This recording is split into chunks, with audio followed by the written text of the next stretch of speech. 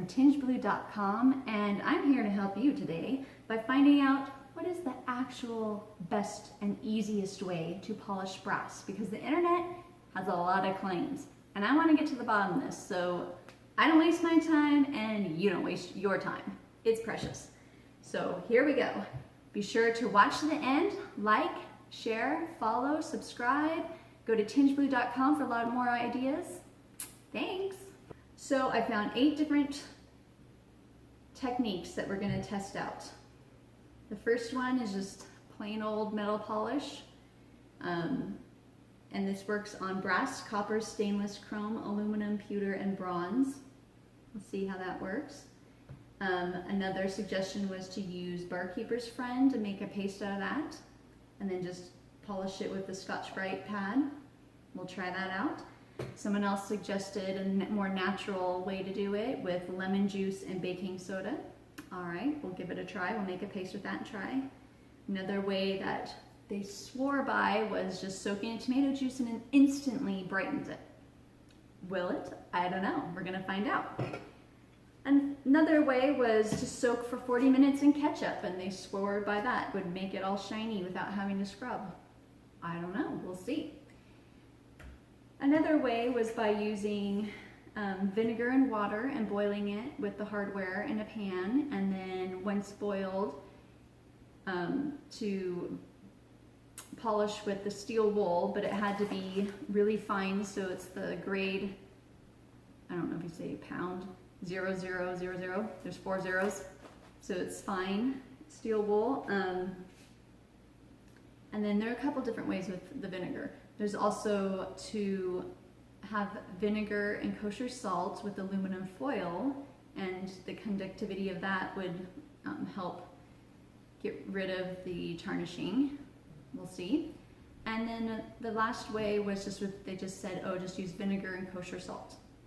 So that was another option. So we're going to try out all of these, find which is the best, get the answers that we need so that you're not wasting a ton of time trying to find out.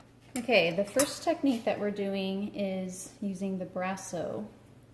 So you just find a spot on your rag, you shake this, apply a blob, and then I'm showing you the back side because it's the most tarnished looking and you'll see the most dramatic results. So you just put this on and then you rub. Just takes elbow grease and a little bit of a chemical reaction here, and you can see it's already making progress, right? Right there it's light, a lot lighter. Here's compared. So you just kind of have to keep rubbing it.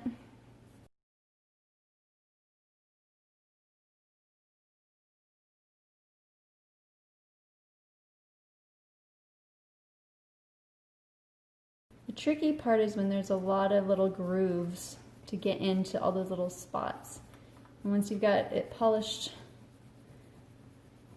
you know, you'll see kind of like a dirty, this kind of color layer. You just take a clean spot with your rag and wipe it off to buff it clean.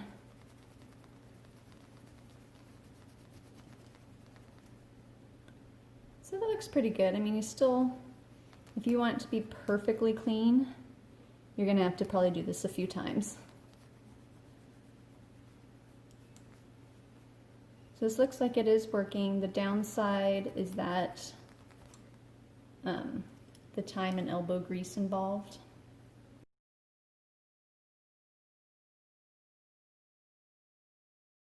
So that's definitely polishing. It's a lot shinier. That definitely makes a difference. All right, our next method is to make a paste with Barkeeper's Friend. I'm just gonna add a little bit of water.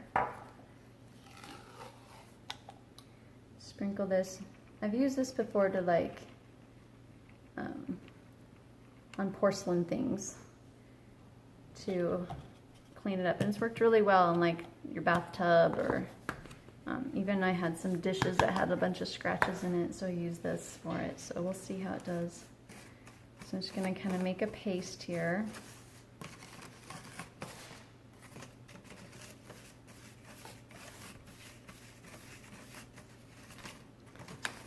Okay, so we got a paste. Ooh, let's drop the handle. We're gonna try it.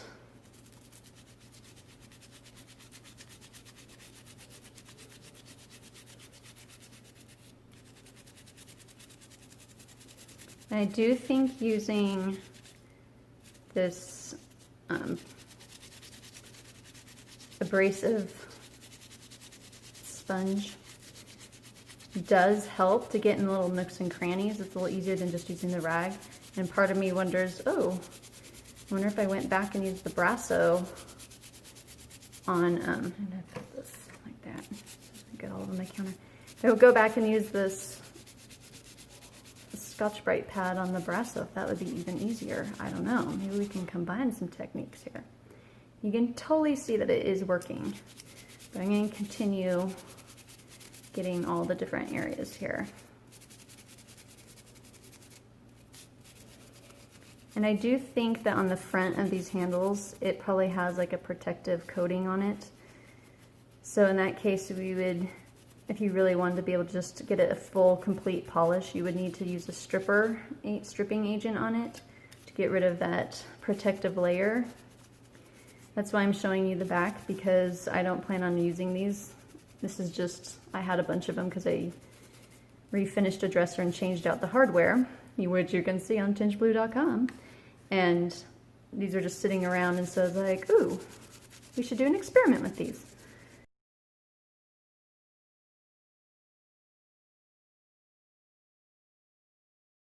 I do have a little bucket of warm soapy water just off camera that I'm going to rinse this off.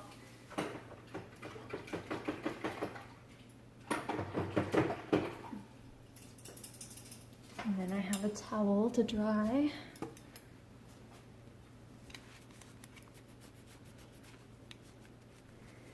So that's definitely took less time than the Brasso, so I will give it that. But these little deep areas are not easy to get into. Okay, let's compare real fast.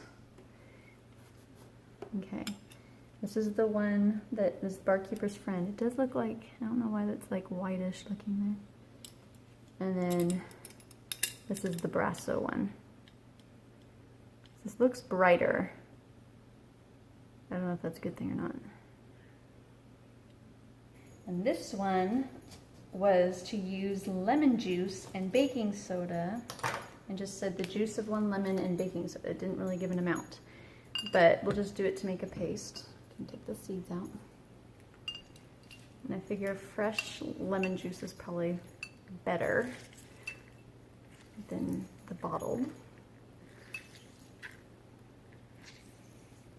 I don't have a little hand juicer. I mean, as you would expect, when you add the baking soda to the lemon juice, you get this nice bubbly reaction. Let's get some foam down. Okay. And then we're gonna decide just to use the scrub brush again to help. Okay, it said, I mean, it does smell way better than the other polishing compounds, but I'm not really seeing a whole lot of change happening. Okay, we'll let that just kind of sit in there. I'll get this other one.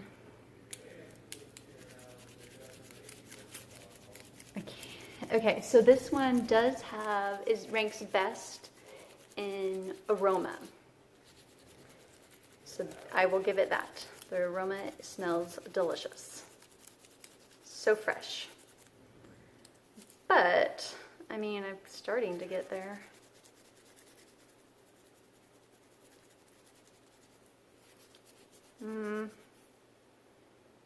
I mean, this seems like an awful lot more work.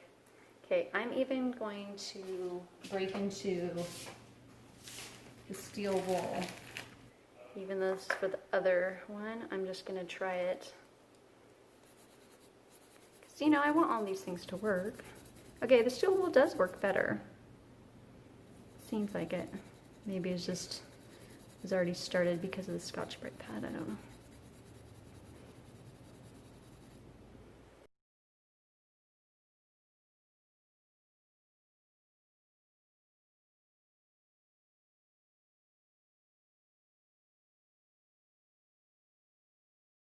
I mean, it does really smell nice, but that's not the point. I'm not making an air freshener here.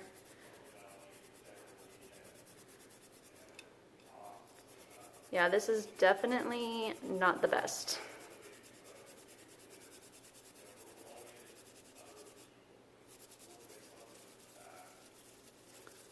I mean, I don't even know that I want to spend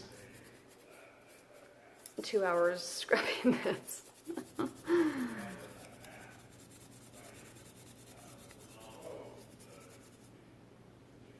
Okay, I'll rinse it off. Maybe that's when the magic happens. Nope, not that magical. All right, this is, dare I say, it's kind of a lemon. I mean, it kind of polishes it, but it's definitely not the best way. I think what I'm gonna do is I'm gonna let this sit for a while I do the other things, and then we'll come back to it. Maybe chemical reactions will happen and it will look better. I'll just put this one back in there too. You just have a nice little bath. Okay, we'll see. So far, not the winner.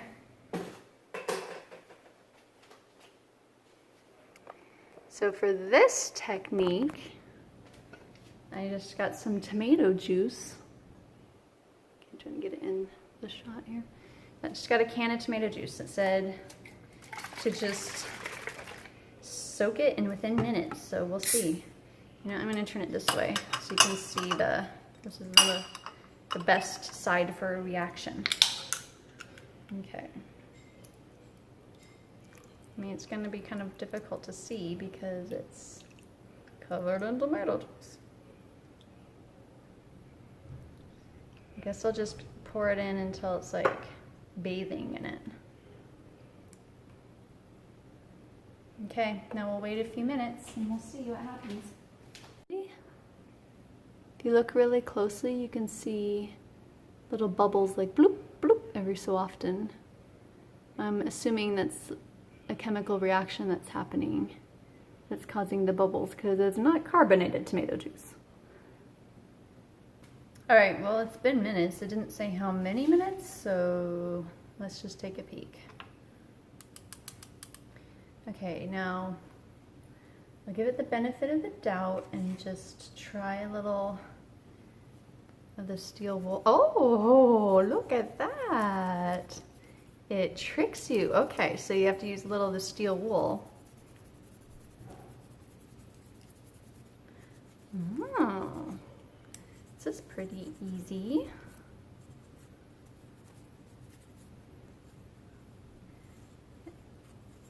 Okay, so the other people just said, that suggested it, had said, oh, just soak it in. They didn't mention, and then scrub it with steel wool. So that's kind of an important thing to mention. So I will mention. Okay, this was pretty dang easy. This so far I would dare say has been the easiest method, and I am actually really surprised because when I first pulled it out I was like, oh, wah, wah. Thought we had like a loser. And I was like, no, man, we can't have more lemons. Unless it's gonna be made into a pie. I don't want that many lemons. Okay. So then after I polish this with the steel wool, I will wash it off so it's, you know, doesn't have lemon juice gunk all over it. Dip that in a little bit. Who would have thought? Okay, so this one's pretty, this is, I don't know, The other ones need to be pretty dang amazing to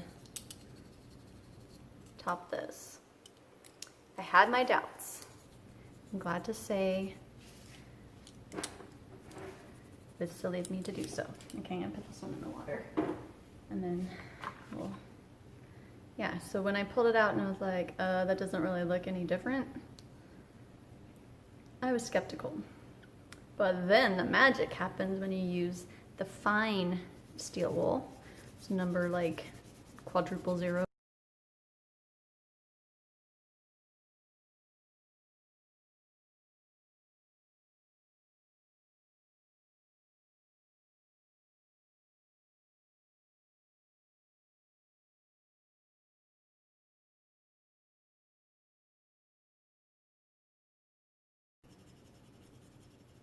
Let me go get the other one from the water real fast. Okay, now that I've dried this one off, this is compared to Barkeeper's Friend, and this is compared to the Brasso.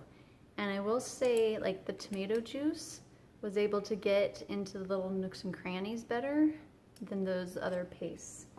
And then the lemon one is still soaking, so there's not quite anything to compare, but I'll do another comparison at the end. Fifth technique here is to, I mean, it's kind of like the tomato. I mean, it has the same acid as tomatoes and it has vinegar in it to make ketchup. So I'm guessing with those two things, it's gonna be a similar experience as the tomato juice, but we'll see. So we're just gonna cover this. You know what? This would be a great time if you have like a million little takeout packets, you know, when you pick up fast food and they give you the little ketchups and you're like, I feel bad throwing it away. This would be a good time to break those out and use them up without feeling guilty. Okay, just gonna kind of make sure it's all covered, and then it's supposed to sit for quite a while. All right, with this ketchup, I think the easiest way to get this off is to just wash it off in the sink. And so when I did that, I washed it off, and it came out really clean too. And this got all the little nooks and crannies really well. So that's another one that's really good. Okay, so it's getting better as we go. So my concern with the ketchup technique is it the most economical? I think maybe what you would need to do, this one doesn't look as good as the smaller one. So maybe if you want it more antique look, go with the ketchup. But yeah, otherwise, like, maybe get some cheap ketchup, not the fancy ketchup. All right, this technique has water, and then I added white vinegar, and they didn't have that amount. They just said add white vinegar, so I just basically went whoop, pour in the white vinegar. I did more than that. And then we're gonna let that boil.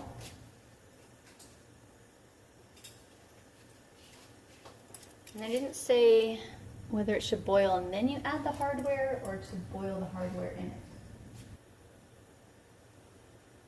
it. I'll put in the hardware. Let it come to a boil. You want to make sure you have something to be able to pull it out. So I'm just going to use tongs once it starts boiling for a few minutes. I'm going to pull it out with the tongs because, you know, don't stick your hand in boiling water. It will get burned. All right, we're starting to get a little smoky, not smoky, steamy action going on, getting some bubbles happening for our hardware. So we'll let this go. It said 3 to 4 minutes. So for 3 to 4 minutes, we'll let this heat up and then remove and scrub with the fine steel wool. This has been boiling for a few minutes now. So I'm going to use my tongs. First I can turn it off actually. Here. And I'll use my tongs to remove the hot metal from the hot water. You can see there's like there's some, it's left some little debris behind, so maybe that's a good sign. Okay, that's polishing up pretty well. It's a little less of a saucy mess compared to the tomato juice. I want to compare them side by side to see how they look, but it does like gives a funky finish or whatever. So I just dipped the steel wool into the, oh, it's hot though, that hot vinegar water to buff off the film.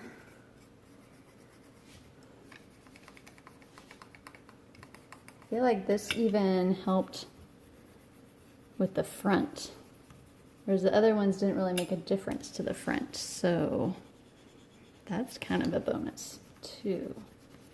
Got through that, permeated that varnish. I don't know if it took it off, maybe.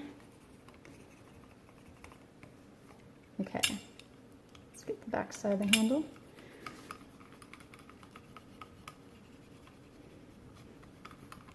And you can polish it as much as you want. Like, if you like having a little aged look to show the design, you know, and leaving the dark tarnished parts in the crevices of the hardware, then, you know, do it. It's your furniture. Do it how you like. Okay. I'm just going to take the towel.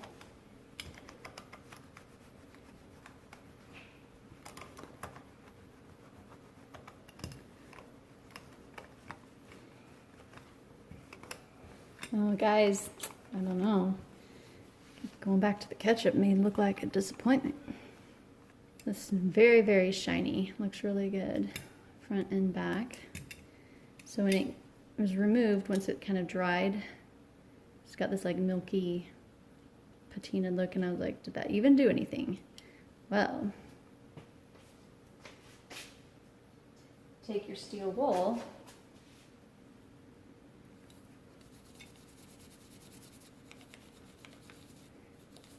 and it really did just loosen up all that tarnish and dirt buildup. And so when you rub it with the steel wool to polish it, it really comes off very easily.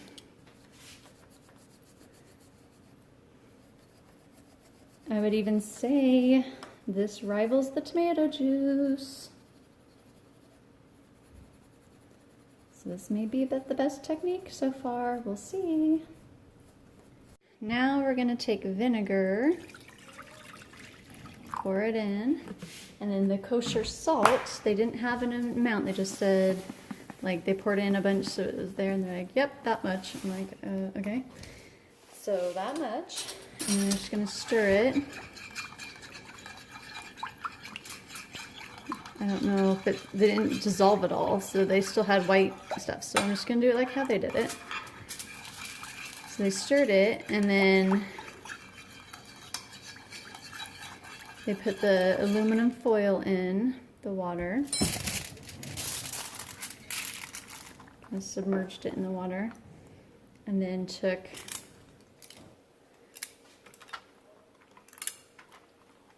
I guess I needed a little bit more vinegar. Add a little more vinegar so it is submerged. There. Submerged.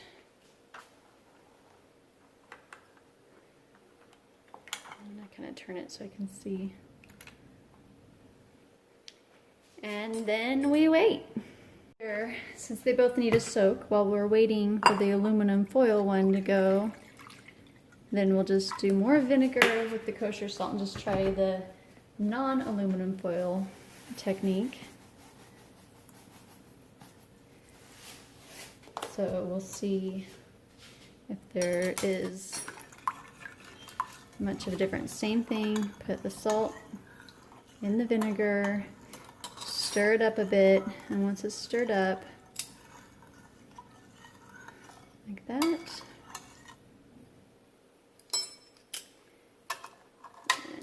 submerge. And now we wait. Okay, you can definitely see some bubbling action going on. And while this is bubbling, I was like, oh yeah, I forgot. I put those other handles in with the lemon juice to soak. And these are the soaked ones. They came out really well. So if you just put them in the lemon juice and baking soda and forget that they're there for about like 40 minutes, looks pretty good. So this one started doing the bubbling before this one, but they're both at kind of the same bubble stage now. So it looks really black, but you can tell that's just going to come right off. So let's just, ooh.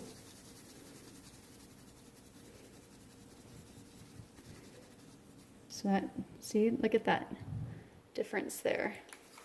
And I'm dangerously low on space. It's bubbling because I had a little bit of the lemon baking soda stuff still on the scotch pad, or the scotch, or whatever it's called, steel wool. So I'm gonna go kind of fast. So that's definitely got it cleaner. And then we'll try this one too. That came off really nice and easy as well.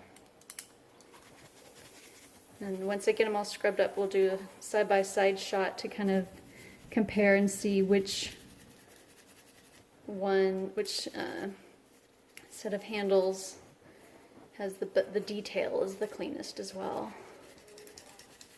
So this is definitely takes the elbow grease.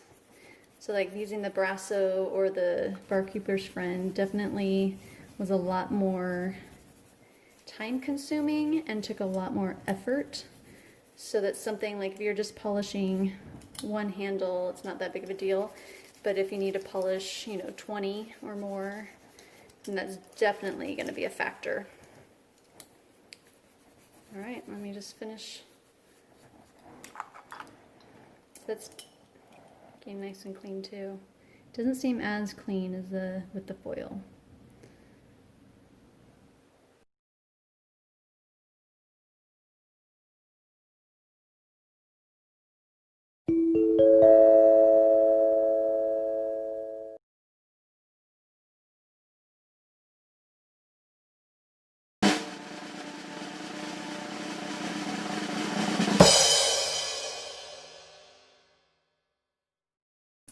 So my tip is with hardware, many times it can be plated just to save money. And so it's hard to tell just by holding it, like is it plated or not plated? Well, how would you be able to tell? The way that you know is that if it's plated, it's usually plated over steel, and steel has iron in it, and that makes it magnetic. So here's just an example that this truly is a magnet. It's just a canning rim. So I have my little magnet here, and if it sticks, then this hardware is plated. If it doesn't stick, then it's solid brass. Why does that matter? Well, if it's plated, it's just a thin layer over the other metal, and so if you're using a buffer or anything and scrubbing too hard in one area, you may go through the plating, and that's not really the look you want. If it's solid, go to town, get out your aggression by polishing, whatever you need to do, it'll be okay. So I'm just gonna do it on the back side so you can see. The magnet, not sticking. Nope, not sticking.